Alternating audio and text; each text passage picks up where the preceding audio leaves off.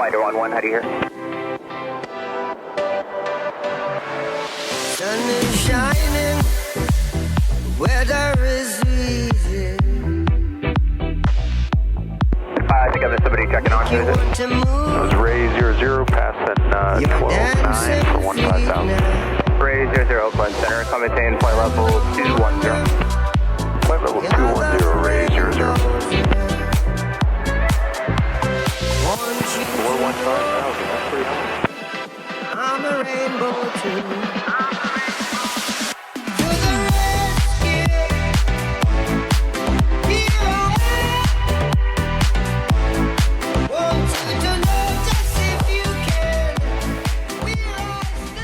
So here's a video about this airplane, a Cessna Birddog, that was sitting for years in a private collection somewhere in a private location, desert storage, museum type environment. We found it, we went up, we saw it, we fell in love with it, and we had to rescue it. I hope you guys enjoy the video. It was a lot of fun making it. It was quite a mission to accomplish. It took several trips, a lot of energy and effort and resources from several different people involved. So if you're one of them, thank you. I appreciate the help and I appreciate the effort.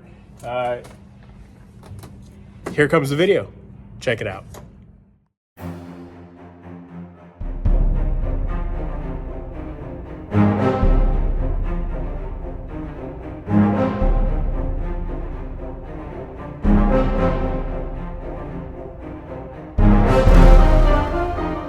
Hey, thanks for tuning in.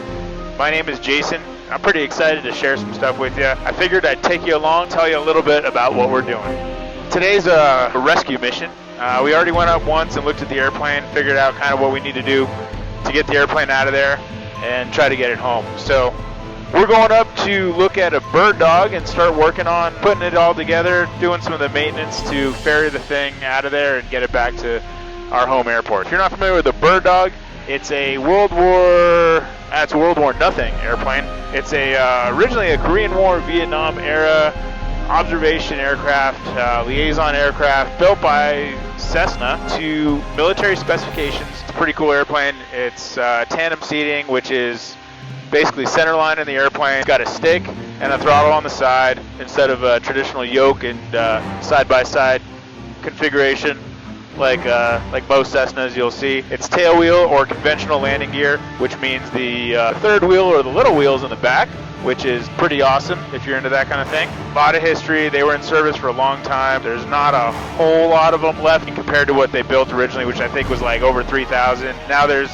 I think, less than 200 registered in the country. So yeah, it's a pretty neat little warbird. We found one. We're going up to try to get it home. A little bit of a rescue mission. I got a bunch of my tools and supplies and wheels and tires and brakes and air compressors and all the kind of stuff I could fit in the back of my 182, all within legal limits, of course, as per my weight and balance sheet that I ran this morning. It's about a 4-hour flight from where I'm based in Arizona. I'm heading up there right now to see what we can do. So thanks for watching, guys. Lots of new, exciting projects and content with this particular airplane and some of the other warbirds that I'm playing with as well lately. Subscribe to the channel so you can get some future updates. Feel free to share your comments and let me know if you like this kind of stuff by, clicking on the little like button. So I found myself in kind of a gold mine here. A whole bunch of neat old airplanes and all kinds of neat old equipment. This is what started it all. Yeah, L-19 Birddog. Came here to look at this.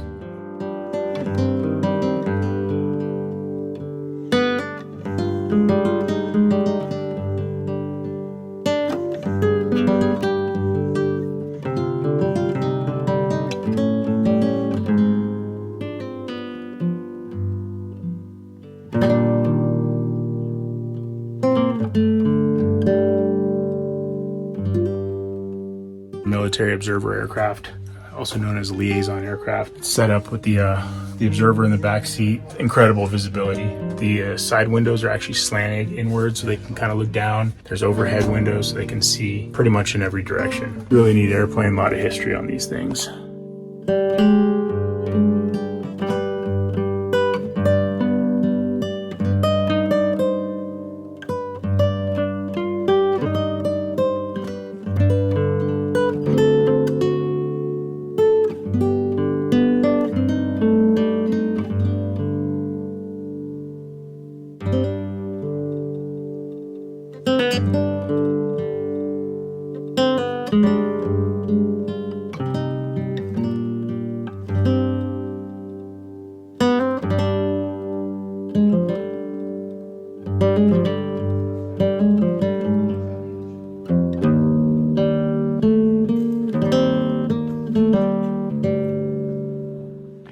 All right, so I've been going through the Birddog for the last couple hours. Everything's looking pretty good. Battery was dead, so I threw a new battery in there, which I brought with me. Now we're just gonna go through and start checking the systems, pull all the spark plugs, looked inside the cylinders with my bore scope, squirted some oil around in there, pulled the prop through by hand. Everything turns freely. So I think we're gonna give it a shot and try to run this thing. Let me go check out the lights.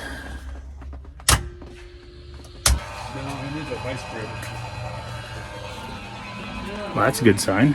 See if we have navs. See a green on the right, white on the tail, red on the left. Strobes are working. You can hear that. See them flashing. Land lights working. Sweet. I think all the systems are one last thing. Radio master. Yeah, we got a radio and a transponder. Looks like it's lit up too. So I guess we got to move some other equipment out of the way. Open the hangar doors. Pull this thing out, and then see if we can get it fired up. That sounds good. One of them's running.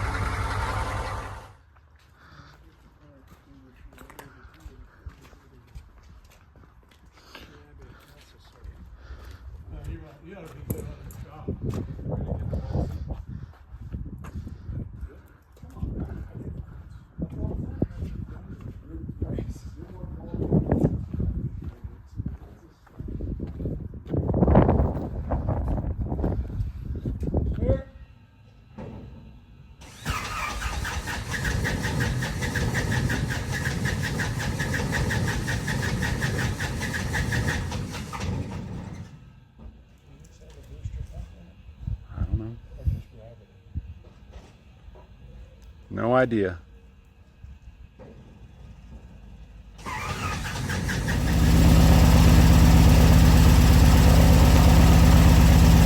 Well, it's running. Took a little bit to get it started, but once I got it primed enough, it fired right up.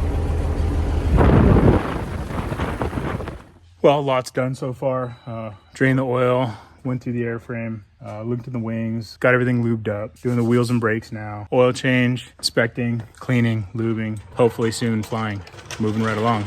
One of the last things I have to do is just get the brakes working, and then we can start testing this thing out. Otherwise, looking pretty good. A lot of good things going on with this airplane. It's coming back to life, surely but slowly.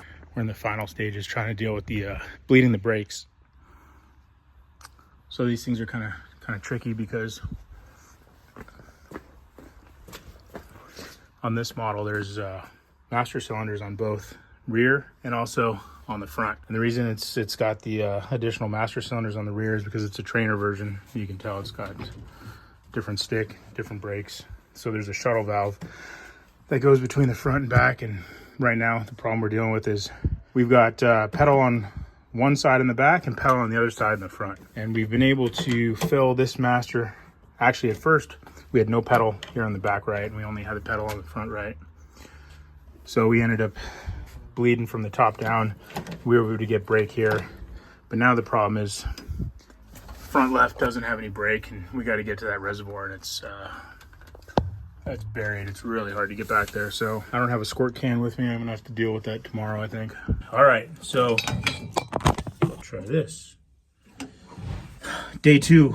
Messing with these brakes. I think I finally got it figured out. You know, one thing that's kind of unique about certain Birddogs is 2 sets of master cylinders. I think I might have pointed that out to you earlier. But the rear set, or the rear pedals, have master cylinders on the trainer version. So there's a shuttle valve somewhere in between the front and back, and whoever presses the pedal actuates the valve, and then the pedal now has control. So let me kind of show you what I did. So when I got to the airplane, the brakes on one side were totally bled out, and there's just air in the system. So the pedals on the left brakes here, they were just completely flat. What I had to do was bleed them from the bottom up, like most Clevelands, probably all Clevelands, bleed from the bottom up. Depending on where the shuttle valve is, it would only bleed that half of the system. And you need to somehow get the other half of the system to actuate in order to get the shuttle valve to move. So what I had to do was open up the reservoir on the front, because that was, of course, the one that wasn't cooperating, the hardest one to get to, and fill from the top down, so at least had some fluid in there. And then figured out that if I put pressure on both pedals just by hand, I could rock back and forth until I could get the shuttle valve to move. See that? I can't see, but see that? So once I got fluid in there and I was able to kind of bleed enough to where I had some pedal pressure, I put equal pressure on both pedals and then shifted the pressure forward and aft. And that's the shuttle valve right there actuating. And once I had positive movement or engagement of the valve, I knew exactly which pedal I was bleeding, and I could go ahead and just bleed normally from the bottom to the top till I got all the air out. So I did that for the left side and now the right side. So now I got good brakes, front and back, left and right. Whew. Most of the general service on the airplane's been done. I got the brakes working. That was a big deal. I was originally thinking I was gonna have to put tires on the airplane, but you know, these look serviceable for now, but at least I had spares. New induction filter, fresh oil, pulled the oil screen, put all that back together, safety wired, inspected inside the wings and the tail, and lubed everything, and went through all the basic service requirements. Now we're just trying to go through anything that's left. Overall, pretty happy with general condition. Should definitely be able to ferry this thing soon, I hope.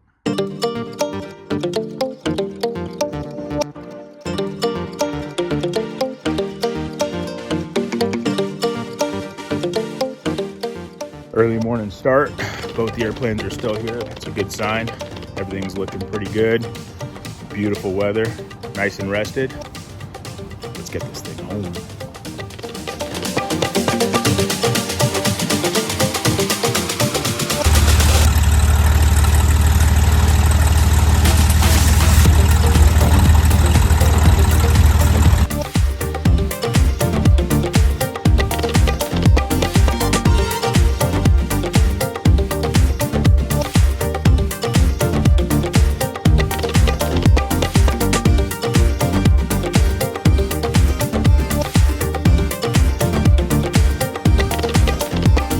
Flying the Birddog so far, everything's going pretty good. A few minor squawks along the way, a little bit of a radio squelch issue, which is pretty annoying. But yeah, the airplane's flying really good. It handles like a dream. I mean, just the controls are so light and crisp.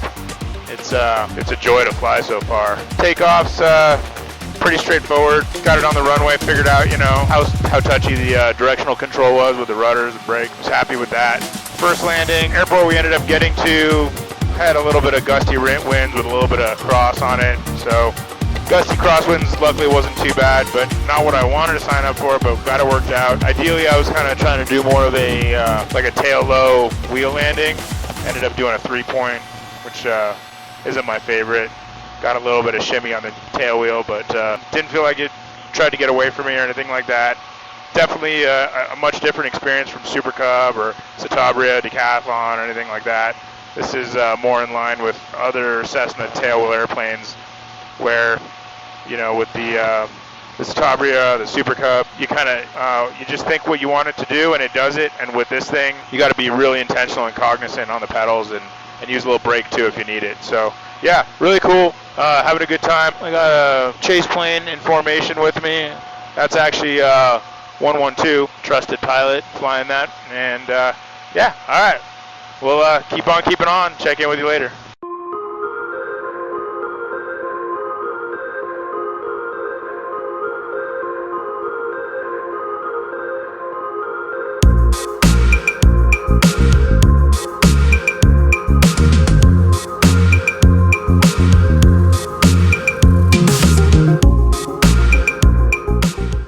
We made it. Oh my God. It's hot. Back in Goodyear. Whew. Airplane's good. I'm good. Everyone's good. there it is. Birddog rescue mission accomplished. Airplane's back in the hangar. Skylane's back in its hangar. Life is good. Thanks for watching, guys. See you on the next one.